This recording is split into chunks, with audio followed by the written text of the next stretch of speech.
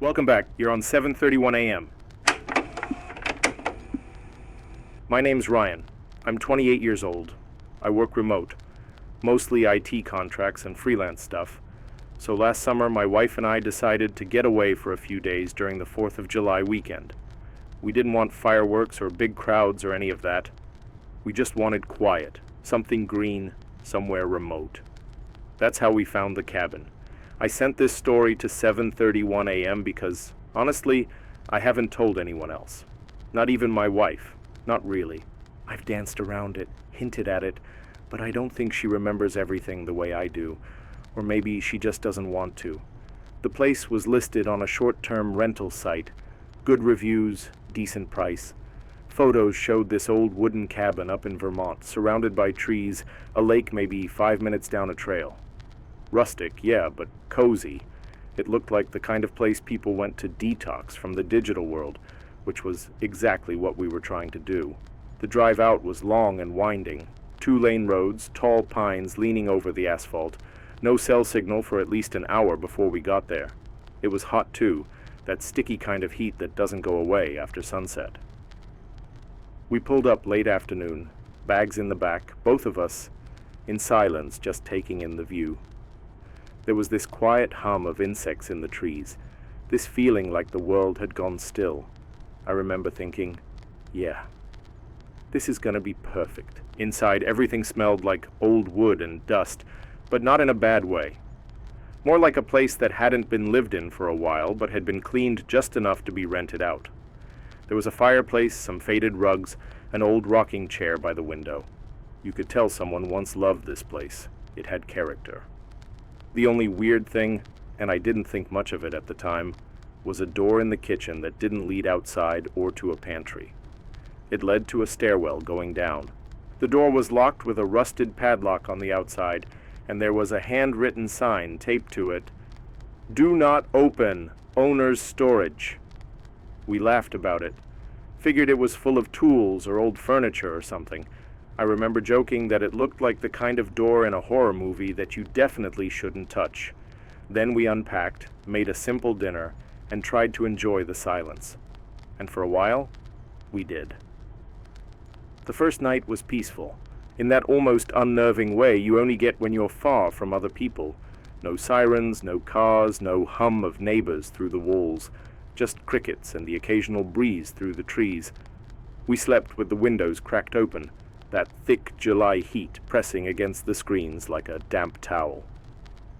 Next morning we took a walk down to the lake. It wasn't much, just a patch of water ringed by trees and reeds, some frogs clicking away in the shade. We sat on a rock, didn't talk much, just listened. It was the kind of quiet you forget still exists. The air smelled like pine needles and wet soil. That day passed slow, made lunch, read outside, swatted mosquitoes. My wife painted a little. She does watercolors. I poked around the shelves inside the cabin, found a couple old paperbacks, a map of the county from like 1993, and a radio tucked behind a stack of board games. Analog dial still worked. Picked up static mostly, but once in a while I'd catch a voice bleeding through, half swallowed by fuzz. Nothing strange yet, nothing worth worrying about. But that second night, around maybe 1:30 in the morning, I heard something. It wasn't loud, just this soft creak, like floorboards shifting under weight. I sat up in bed, held my breath, listened. There it was again. A slow, steady, creaking rhythm, almost like someone walking. But the sound wasn't coming from upstairs. It was under us. Now, I'm not a paranoid guy, but in the dark, your mind fills in gaps. I tried to explain it away. Old house, wood expanding, whatever, but it wasn't random. The steps came in pairs and paused. Then another set, almost like pacing. I got up, crept through the house, barefoot. The floors were cold, sticky with humidity. The door to the basement was still locked, padlock untouched. But I swear, I heard something behind it. Not movement this time. A voice. Faint, muffled, like someone speaking low on the other side of thick walls. Just a few words, then silence. enough to freeze me right there in the hallway, heart hammering in my ears. Then nothing, no sound, no voice. Just the creak of trees outside and the buzz of a light bulb in the kitchen. I didn't wake my wife. I told myself it was nothing, just a dream halfway remembered. A sound carried in from the woods, something explainable, but I didn't sleep the rest of the night. The third day started normal, almost like the night before hadn't happened. My wife made coffee, sat out on the porch with her sketchbook. I didn't mention the sounds. I didn't want to put it in her head, or mine. We were trying to relax after all, but as the hours passed, I kept noticing these tiny things. A butter knife that had been on the drying rack was now on the counter next to the sink. Our bags looked like they'd been shifted, like someone had nudged them with their foot. Her sketchbook, which she always kept closed, was lying open on the table. She swore she hadn't left it that way. By that afternoon she looked uneasy, said she'd been feeling watched. Not paranoid exactly, just like someone was nearby. I told her it was probably the quiet getting to us, our brains trying to fill space with something. We both laughed it off, but it didn't really land. That night, just past 2, the voices came back. Not faint this time, not barely there. I was lying in bed staring at the ceiling, and I heard it. Low, deliberate, like 2 people arguing through a wall. A man's voice, firm, clipped. A woman's, hushed, nervous. Then a second man, louder, more aggressive. I couldn't make out every word, but one phrase cut through clear. "They're staying in our rooms." I sat up, held my breath. The voices kept going, just under the floor, like they were in the basement, except the way they carried. It didn't feel like sound bouncing off wood. It felt closer, like someone talking through the vent in a motel room wall. I got up, walked to the kitchen. The hallway light was off, but moonlight was spilling in through the windows. I stood in front of that basement door, the one with the lock, and listened. The voices stopped. Total silence, for maybe 3 seconds. Then, from the other side, "He's listening." I took 2 steps back without realizing. My heart was pounding so hard I could feel it in my teeth. Behind me I heard movement, turned fast. It was just my wife standing in the hallway, barefoot wrapped in the thin sheet from our bed. She looked pale, eyes half-glazed, told me she'd just had the worst dream of her life, said we were trapped underground in a place with no doors, said there were people watching us from cracks in the walls, said we were screaming, but no one could hear. Then she looked at the basement door and asked why I'd opened it, but I hadn't. The lock was still on. I swear it. The 4th night, I barely slept at all. We kept the lights on, windows locked. I moved the table in front of the basement door, like that would matter. It wasn't about the lock anymore. It was about whatever was behind it, knowing we were listening. My wife stayed quiet most of the day. She wouldn't go near that side of the house. She started packing, slowly, like she was afraid of making noise. I didn't stop her. I was thinking the same thing. We agreed to leave in the morning, but around 3 a.m., something changed. It started with the smell, this thick, earthy scent like wet dirt and something older underneath. We'd been running the ceiling fans, trying to stay cool, and it just drifted in. Then came the sound. Not voices, not footsteps. Something heavier, something dragging, like furniture being scraped across concrete, deep below us. I walked out into the hallway. The lights flickered once, then dimmed just slightly, like the power was holding its breath. The basement door was open, not wide, just cracked, a few inches, but the lock was hanging loose from the handle. It hadn't been broken, just removed, and from below came a voice I will never forget. It didn't whisper this time. It spoke, calm, clear. "You need to go back upstairs, Ryan." It said my name, not in a mocking way, not dramatic or threatening, just firm, like a parent correcting a child. I stepped back. My skin went cold. Every part of me wanted to run, but I couldn't move. The voice kept talking, low, deliberate, but the words were harder to follow. Something about making room. Something about doing it right this time. Then a woman's voice, scared, pleading. It wasn't supposed to happen like that. Then another sound, a sharp knock. Not from the stairs, but from behind the wall to my left. Then again, and again.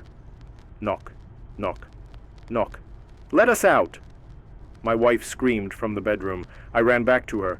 She was sitting upright, drenched in sweat, pointing at the window. She said someone was standing outside, but when I looked, there was no one there. Just trees, just dark. We tried the front door.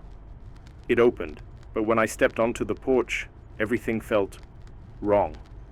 Like the night air was thicker, heavier, like we weren't outside anymore. Not completely. The trees looked the same, but quieter. Too quiet. No bugs, no wind, just stillness. And behind us, the cabin creaked like it was breathing. At first light, we packed up everything we could carry and got in the car without speaking. No coffee, no breakfast, just silence. I didn't even lock the cabin behind us, just left the key hanging from a nail on the porch and drove. We didn't even have cell signal until we were 20 minutes down the highway. That alone felt like waking up. Like we'd been underwater and didn't realize we were holding our breath. We found a diner in some small town off Route 5, sat in a booth by the window, holding hands without really looking at each other. I told the waitress we'd just come down from a rental by the lake. She stopped pouring coffee and said, "You mean the old Dorsey place?" I said, "I didn't know. It wasn't under that name. It was just a cabin, through a rental site." She got real quiet after that. Said no one was supposed to be staying up there, not after what happened. I asked her what she meant. She looked around first, like she wasn't supposed to say anything, then leaned in and told us about the family. The Dorseys, husband, wife, 2 kids, lived in that cabin until the summer of '98, when they all vanished. No sign of break-in, no struggle, just gone. Food still on the stove, car still in the drive, doors locked from the inside. They never found anything. Property was passed down to some cousin, then supposedly sold to the county, but the records were a mess. Everyone just stopped talking about it. I showed her the photo from the rental site. She looked at it and nodded. "Yeah, that's the one." Here's the part I haven't been able to explain. When I went to show her the actual listing, the one we booked, it was gone. Not just expired, not hidden, gone. No confirmation email, no receipt, no charge on my card. The app showed no trips, no history. We'd booked that place 4 days earlier. Now it didn't exist. When we got home, I checked everything again. Every folder, every account, nothing. But I still have the key. It's this old brass thing, heavy, a little bent, with the letter D carved into the side. I found it in my coat pocket a few days after we got back. I hadn't even packed that coat. And some nights, when the house is quiet and the lights are low, I swear I still hear that voice. Not loud, not angry, just there. You need to go back upstairs, Ryan. The third night I woke up at 2:17 a.m. to the same whistle again, but this time it was closer, and when I stepped outside, the corn was bent toward me like the whole field had turned to listen. I took a summer job on a corn farm out in Kansas, thinking it'd be quiet work, just long days and early mornings, something to keep my head down and help cover the fall semester. I didn't expect much out of it. No friends, no town, no noise. Just miles of open land and the sound of bugs at night. But on the third night, I woke up at exactly 2:17 a.m. to the sound of someone whistling from inside the cornfield. And the worst part is, it wasn't a random tune. It was the same pattern I'd heard the night before, and the night before that. Always the same 4 notes, always the same rhythm, and always from the exact same direction, until it wasn't. I'm not the kind of person who believes in haunted places, or cursed land, or whatever else people send into late-night radio. But I'm telling this to 731 AM because I know what I heard, and I know what I saw. Something followed me home, even if no one else believes it. I need to get this out somewhere, because I haven't slept right since I left that farm. I haven't been able to stop hearing that sound in my head, and sometimes I think I hear it again, even when there's no wind, no birds, no one around, just silence. And then that same pattern, low and slow, like it's waiting for me to whistle back.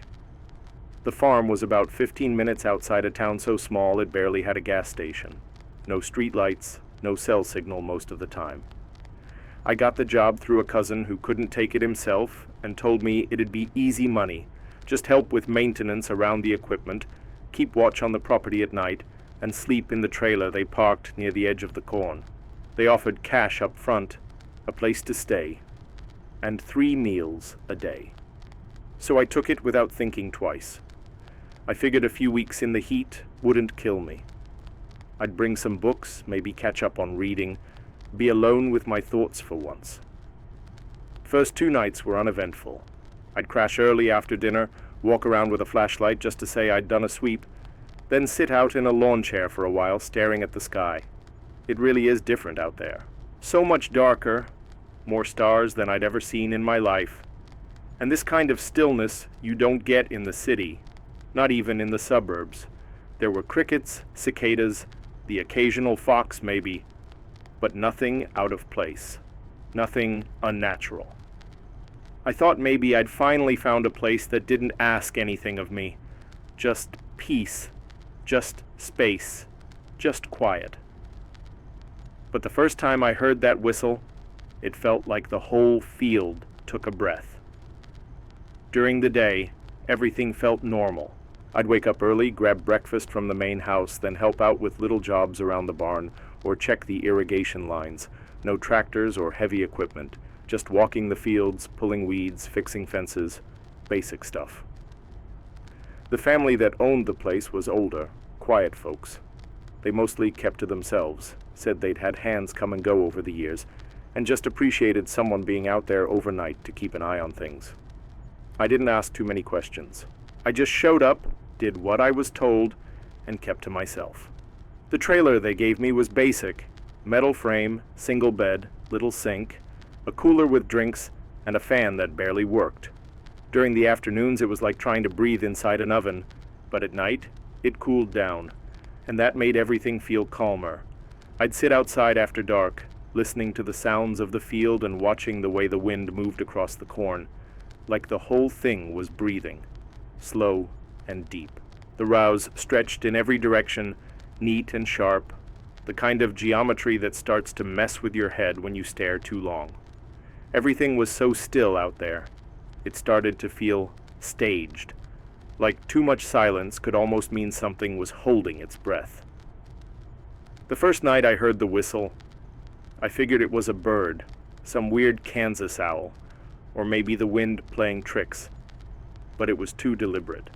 4 notes, same pitch, same rhythm, not random, not natural. It came from the same spot, just inside the corn, about 50 yards from the trailer. Short pause, then again, exactly the same. I stepped out with my flashlight, scanned the edge of the field. Nothing moved. The stalks were still. No wind and no rustling, no tracks in the dirt. The second time I heard it, I checked my watch. It was 2:17 on the dot. I tried recording it with my phone, held the mic out the window for a full minute, but when I played it back, there was nothing, just static and the low hum of the fan. I stepped outside again, walked a few feet toward the sound, and it stopped. The second my boots hit the dirt. After that, it became a pattern. Every night, same time, same sound. I started waiting for it. I'd stay up past midnight, lights off, ears open, and sure enough, it came. 4 soft notes, like someone whistling just to see if I'd answer. That night, I saw something move between the rows. Not a person exactly, just a shape. Too tall, too thin, and gone the second I looked straight at it, like it knew when I'd blink. By the end of that week, I knew the whistle was real, and I knew it wasn't just something passing through. Not a bird, not a coyote, not wind in the rose. This thing was coming back every night, and it was getting closer. I stopped walking out to check after the 4th time. Instead, I stayed inside, curtains drawn, flashlight in my lap, staring at the door, counting the seconds between each round of whistling. It was always the same rhythm, but not the same distance. I could tell by the way the sound carried. It was moving, night after night, inching toward the trailer, row by row. I started marking where I thought it was coming from. By day, I'd take small wooden stakes and place them along the perimeter of the field. One for each night I heard it. The line they formed wasn't random. It was direct. A straight path toward me, toward the trailer, focused, not wide, like whatever was making the sound was following a plan, or had a reason. There were other things too, small ones.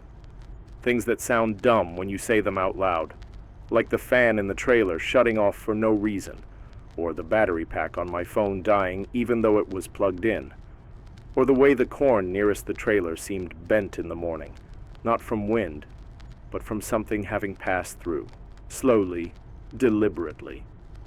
One night I stepped outside just before 2 to see if I could catch the thing before it started, but the air was heavy, and the sound was already there, waiting, as if it had arrived early just to see what I'd do. The 4 notes were louder this time, less like a whisper and more like a warning. Not sharp, not angry, just constant, like it was patient. And then I saw it. Not clearly, but enough to know. It was tall, maybe 7 feet, not bulky, but stretched out, thin, with limbs too long and posture too still. It didn't move like a person. It didn't even try to hide. It just stood between the stalks and looked at me. Or maybe through me. It had no face, or none I could make out, just the shape of a head, tilted slightly, as if curious. And when I blinked, it was gone. By the time the next night came, I didn't wait for it. I stayed awake with the flashlight in one hand and the keys in the other, ready to run if I had to, not sure where. But I couldn't sit still any longer. The air felt off even before it got dark. Too quiet. No bugs, no breeze, no sound from the trees. Like the whole place was bracing for something. That kind of silence you only notice when your body knows before your brain does. I opened the trailer door a little before 2, just to breathe. And the smell hit me first. Not manure, not dirt, something older, like wet wood that had been buried too long, something that came from deep in the ground and wasn't supposed to be on the surface anymore. And then the whistle came, but not from one spot. This time it came from everywhere. Same pattern, 4 notes, but echoing from both sides of the field. Like something moving in sync, like it wasn't just one anymore. It was 2, or more, circling. Or maybe it had always been more, and I had only noticed one. And then something shifted. The corn didn't move like it had before. There was no breeze. But the rows were different. The geometry was wrong.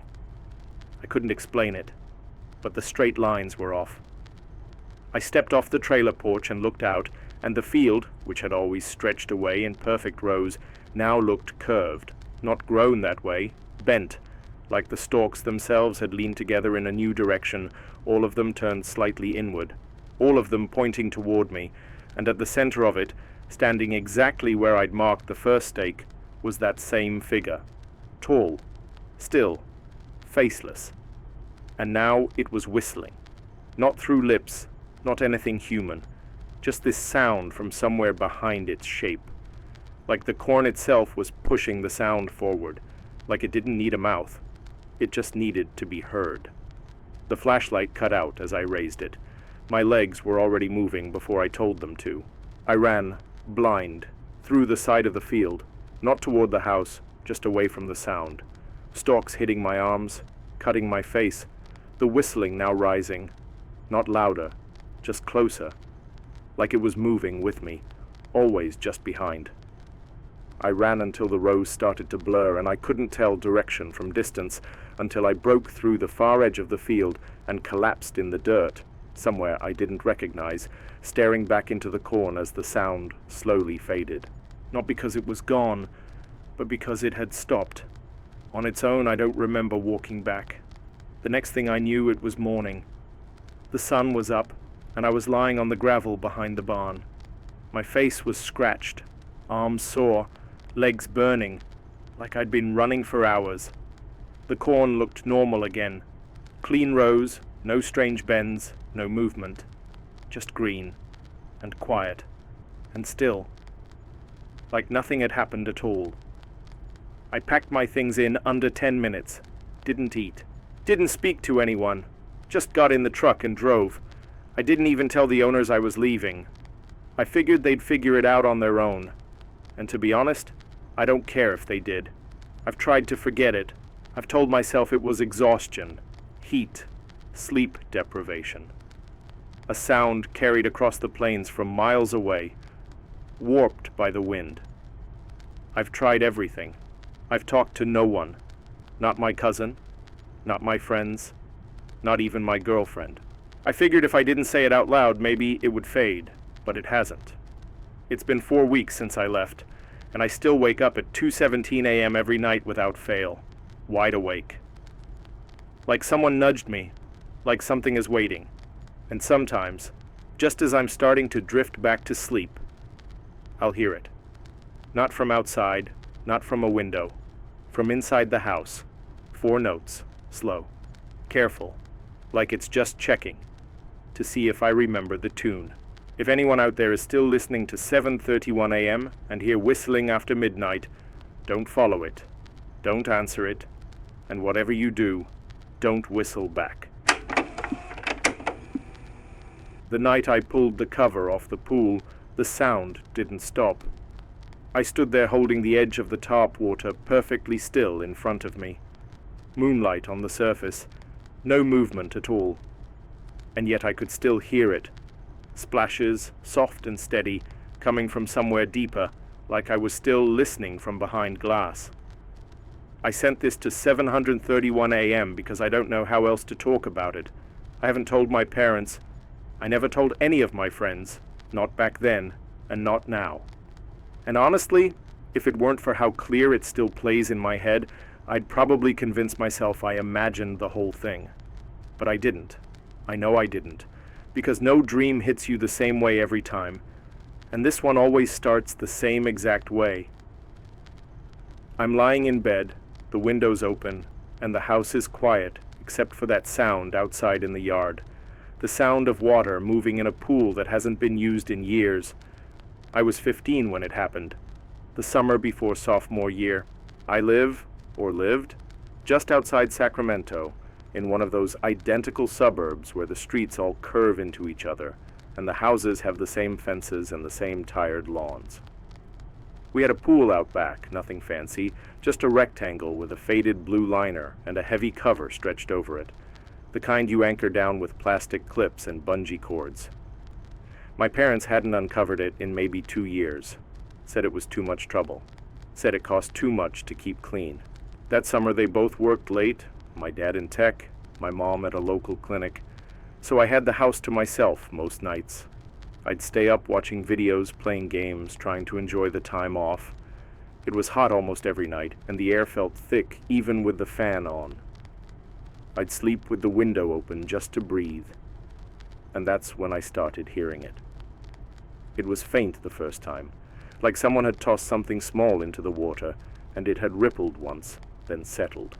I remember sitting up thinking maybe a raccoon or a branch had fallen, but there was no wind and no trees nearby, and the splash sounded too exact, too clean, like a person's hand breaking the surface. And then nothing else. No footsteps, no second sound, just one splash, and silence. I laid back down thinking it was nothing, but something in me stayed alert, like I was waiting to hear it again. The next night, it happened again, around the same time. Just after 2 in the morning, not loud, not aggressive, just a soft splash, like someone stepping into the shallow end, slow and careful.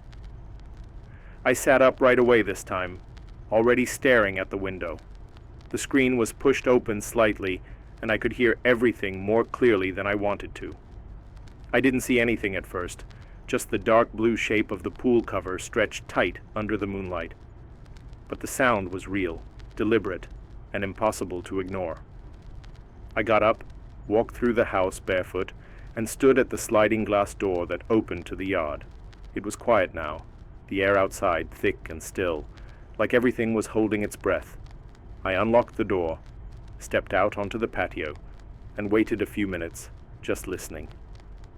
The tarp over the pool wasn't moving, but I swear I could feel something under it, like a pulse in the water beneath my feet, a heaviness I couldn't place. By morning I told myself it was an animal, maybe a bird or something falling from the power lines, maybe even a neighbor's sprinkler echoing through the yard. It was easier than thinking too hard about it, but the next night it came back again. Not a splash this time, more like movement, water sloshing back and forth in a tight rhythm, like someone pacing, chest deep, around the pool's edge. Always at the same hour, always stopping the moment I got too close. I checked for footprints. Nothing. Dry concrete, no puddles, no signs of anyone hopping the fence.